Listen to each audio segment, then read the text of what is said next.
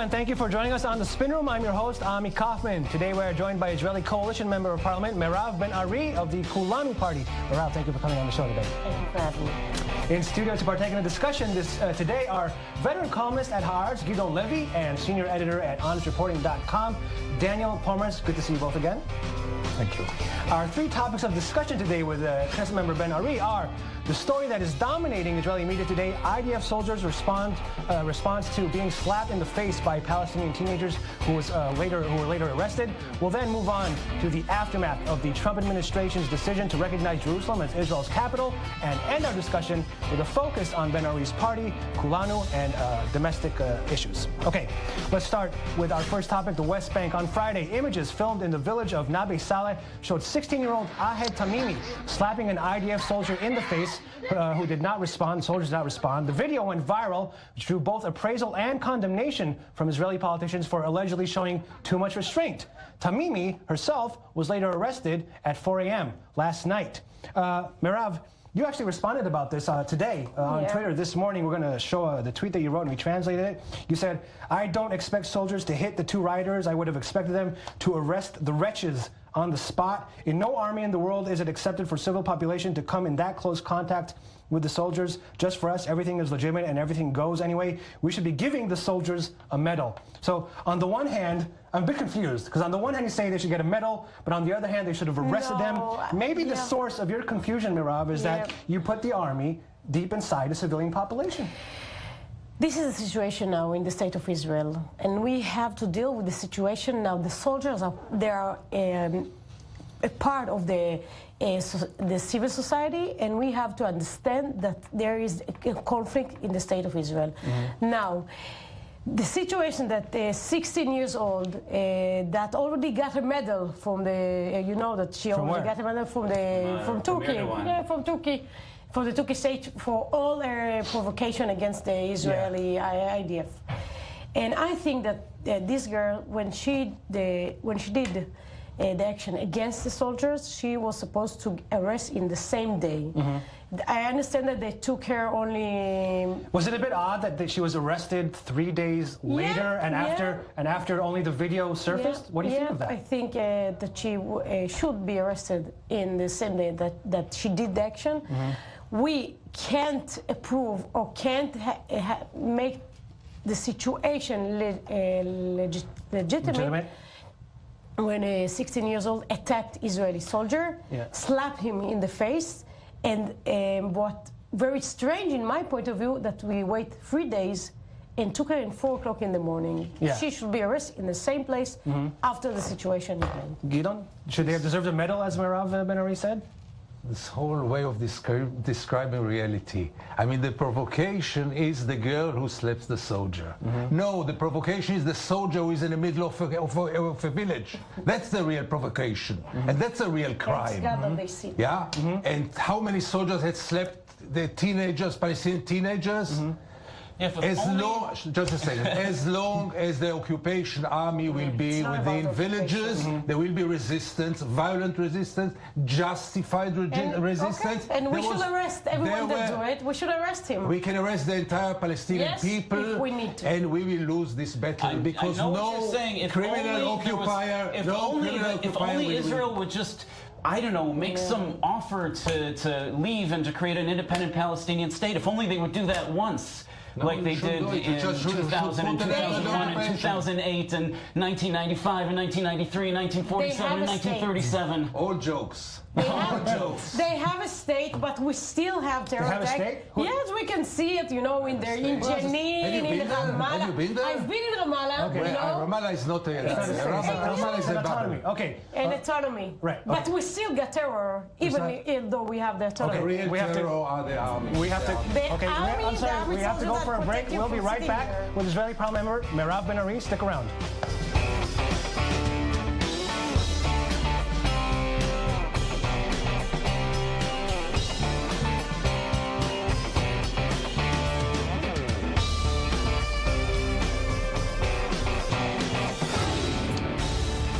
We're back on the spin room with Israeli Parliament member Meirav Ben Ari. Let's move on to our next topic, the continued fallout from Donald Trump's recognition of Jerusalem as Israel's capital. Meirav, since the announcement on Jerusalem, there's been a nonstop drizzle of rockets flying in from Gaza. There's some critique that the Israeli response to that has not been forceful enough to stop this. Where do you stand on that? I think that, the attack from Gaza is coming every year. It's not just a drip, but it's not about Trump recognition of the Israeli state of the Jerusalem. I think we deal with the Gaza, and I think that we deal with Hamas every year. To say that it's because of Trump, I think it's a bit naive. We know that's happened. We know what's happened in Gaza. We know what's happened in the West Bank. Yeah. And they attacked. And it's very funny that they say about Palestine that they have a rage day. This 3 days of rage. Yeah. So I said, okay, It's a holiday. Have we ever had like a Utopia Day or Vipassana Day? We never had a quiet day from the Palestinian. So okay, we had Trump recognition, but still, I don't see it like this is the motive for the Palestinian to attack the state of Israel. Gideon, are Palestinians maybe overreacting to basically stating the obvious? I mean, Jerusalem is Israel's capital, isn't it? It's not about Jerusalem. Gaza is the biggest cage on earth. And the expectation of Member of Parliament Ben Ari that they will sit peacefully and make Vipassana in the cage. Okay, I have news for you. People that you put in a cage. What people cage? That you I noticed you said in your column this morning that Cage, Save it for me. Save it for me. Gideon, I don't see Save it any for me. birds, There's a blockade. For a moment. But the cage? No, it's not a Do you cage. agree Cancer patients by hundreds are dying there, and it's not a cage. And they Doesn't die touch her only because they're of the Palestinians. Israeli state. Only because of the siege. Only because of the They die also because of Hamas. Guys, I'm happy that you live in peace with yourself and with your government and with your We live in peace minister. with ourselves and with our Very good. people. The Okay. most moral Daniel, people I want in you the to world. weigh in. Very good for you. Well, Go ahead. what Set the them reaction free we're seeing from the Arab world is very superficial. There's something that nobody's talking about in the media. One example is Abdelhamid Hakim. He's a researcher from Saudi Arabia, has the ear of the government and the respect of the people. He said Jerusalem is holy to Jews as Mecca and Medina is to Muslims. Arabs have missed many opportunities for peace. The Palestinians could have already had a capital in Jerusalem many times, and finally he said Arabs must change their culture of hatred toward the Jews. This is a growing voice in Kuwait, Saudi Arabia, Iraq, Sudan, Egypt. It's just below the surface, and we're seeing it emerge more and more. Meirav, do you feel that the call on Jerusalem, Trump's call on Jerusalem, and together with White House officials with commenting that saying the Western Wall will most probably be a part of Israel in a future agreement, do you think after both of those carrots, one after the other, that the U.S. can still be considered a neutral mediator? Yeah, of course. I don't see why not. You see, every year when we have... Well, the Palestinians, I'll tell you why not, if I could play devil's advocate. Yeah, because even the Palestinians, the Arabs say that Jerusalem is a state of Israel. But the Palestinians are saying, hey, you give a carrot, but we don't get anything. Well, we should clarify something here. The U.S. never claimed to be a neutral mediator. The U.S. claims to be an honest broker. Okay. But Israel is a U.S. ally, and the U.S. has never treated its allies the same as people who aren't. That's what ally means. You know what's funny is that when we see the United, just yesterday, the UN Security Council. And we heard about Nikki Haley voting against 14 countries. So it's in one hand, it's okay that US is in favor of us, but in the other, that 14 countries against Israel, it's okay. It's obvious that they will vote against it. So we see it's a bit hypocrite. Are you happy about that vote yesterday? Was that a result of success? Happy. Was that a successful result for Israel? No, I'm not happy that we have to use the veto. So are you not worried about that Israel being more isolated? 14 countries go against the United States and Donald Trump. 14 countries in the Security Council. It shows that Israel is isolated, doesn't it? Fortunately, and in the fortune of the state of Israel, those states are in favor in Israel. We heard about Japan, Ukraine, and we know about the state that they have very good relationship with Israel. Gideon. No country on earth supports the occupation. No country on earth recognizes the settlements, including, by the way, not the United States. So why did she vote if you said that Israel, U.S. is against us? Because we have now, because the United States is supporting Israel automatically and blindly.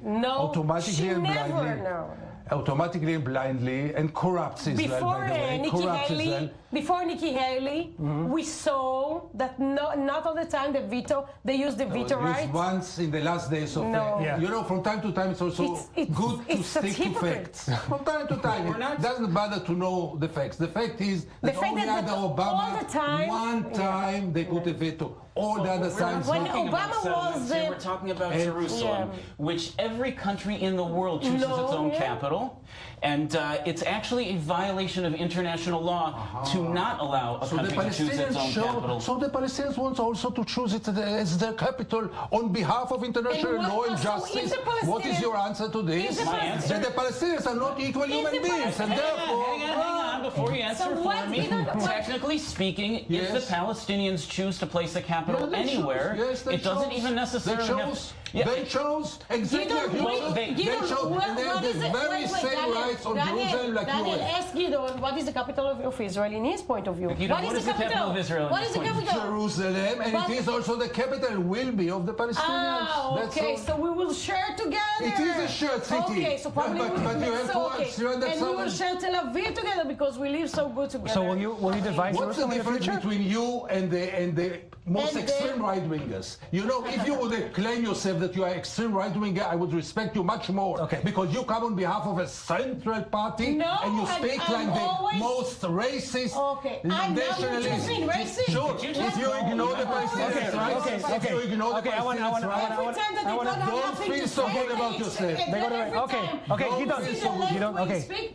If he said that he doesn't have nothing to say, you said that you are racist. All right, I want to ask you about the Trump. I want to ask you about the Trump administration's efforts so far to bring peace to the region.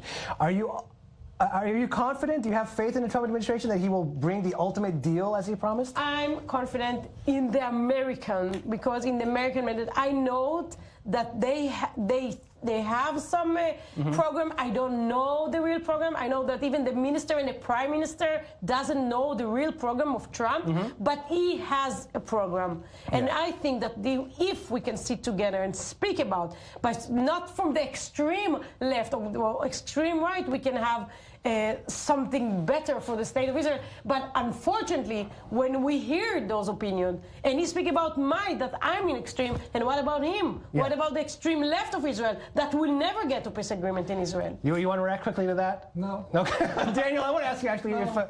no, okay.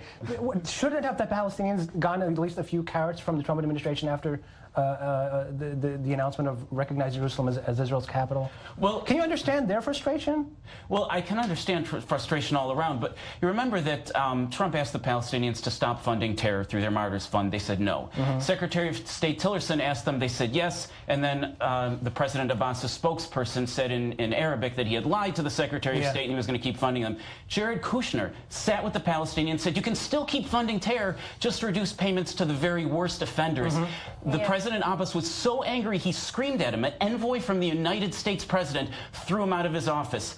And then there were consequences. Do you have any faith in the Trump administration? Not at all. Not at all? Why not? First of all, because of the personality of Donald Trump. You don't expect this man to do anything for minorities, justice, peace, Palestinians. I mean, you don't expect this seriously. Nobody in the world expects.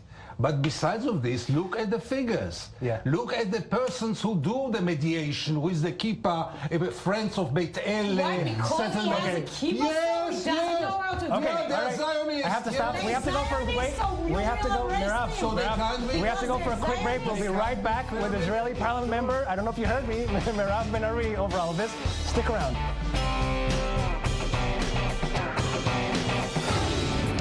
We're back on the spin room with Israeli Parliament member Meirav Ben Ari. Moving on to our next and last topic today, domestic politics here in Israel.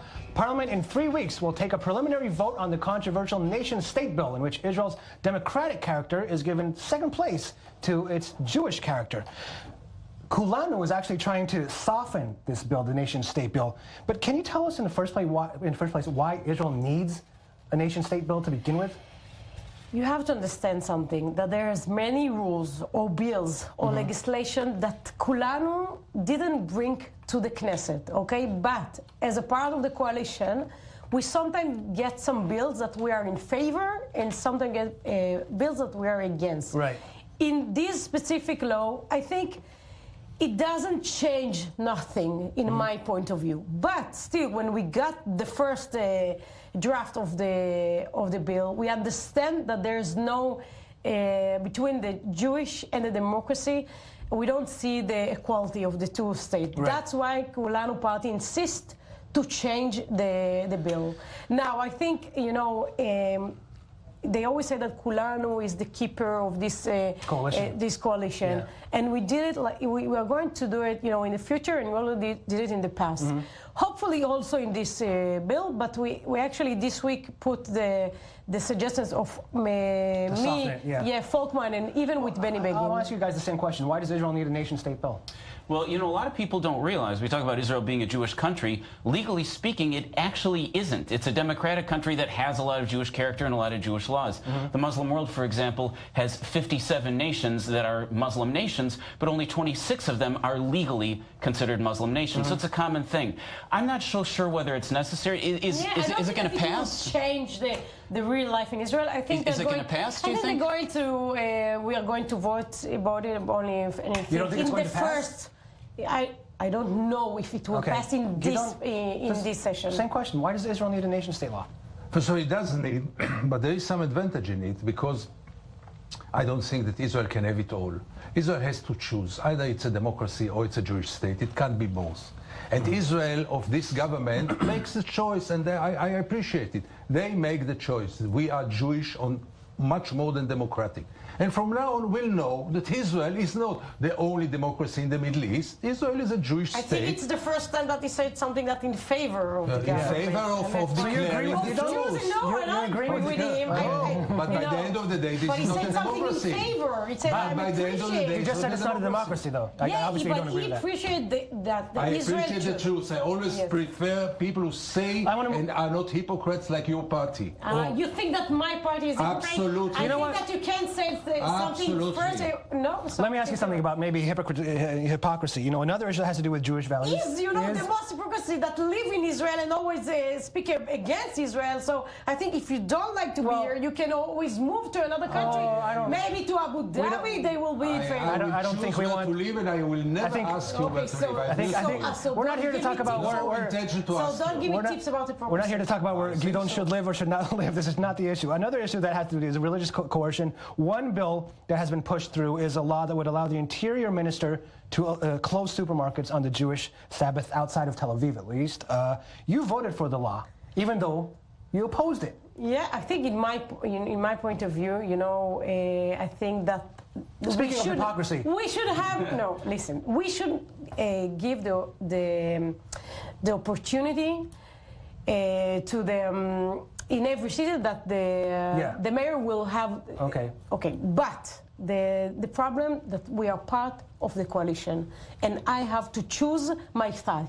And although Gideon will say that I'm, from the center, you have to choose your battles. All right, but do you ever get tired of that political game where you have to compromise and abandon your ideals? No, you know why? Because I see the thing that we're doing for the country, and we see the thing that you say that you want to speak about domestic issue, which I see that Kulanu party. You know what? I'm trying to understand why exactly are you in the coalition? You attacked the prime. You attacked. Let me say. You attacked You attacked the prime minister a few months ago when he was attacking the police, and you said on Twitter, the problem is not with the police, it is with you. That was a direct attack on the prime minister. You do not agree with this supermarket law. You do not agree with the recommendation law. You don't agree with so many things. Why are you in the coalition? Because it's a good question. You know why? Because we do so many things to the people of Israel. So many things in housing, in the cost of living, and we're the only thing that the media speak about is the recommendation law. It's either the flag or the anthem. But when we see what really influenced the civil and the people, they see why Kulanu. Daniel, does it ever seem odd to you that Kulanu is in the government, and specifically Meirav Ben Ari was a fairly